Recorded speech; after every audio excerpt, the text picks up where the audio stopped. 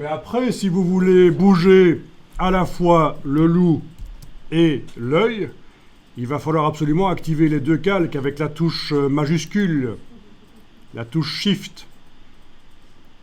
À partir de là, l'outil de déplacement va vous permettre de déplacer les deux. Je vous rappelle qu'il vaut mieux que ceci soit décoché dans l'option de déplacement en sélection automatique, sinon ça va foirer. Voilà. Donc c'est clic, majuscule clic pour activer les calques qu'on veut bouger.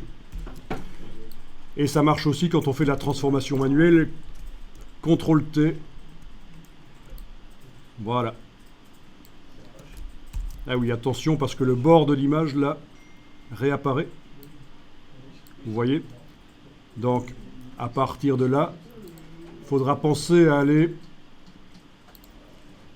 dans le masque du loup, refaire un dégradé, ou au pinceau en noir et en blanc aussi, c'est possible. Au pinceau en noir et en blanc, on peut aussi modifier le contenu du masque après avoir fait le dégradé.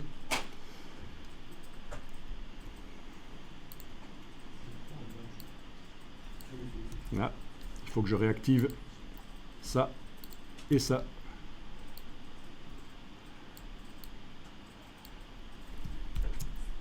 Ok. Bon.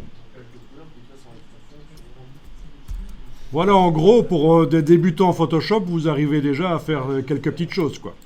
On peut le dire.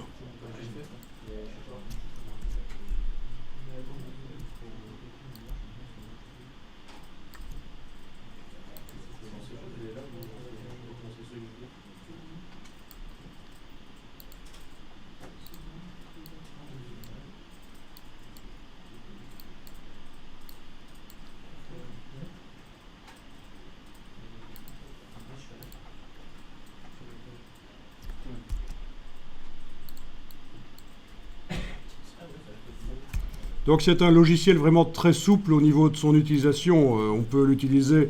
Il faut maîtriser les outils, puis après vous les combinez. Et donc ce qu'on a vu ici, c'est bien sûr, c'est pas un tuto pour faire une tête de loup dans la forêt.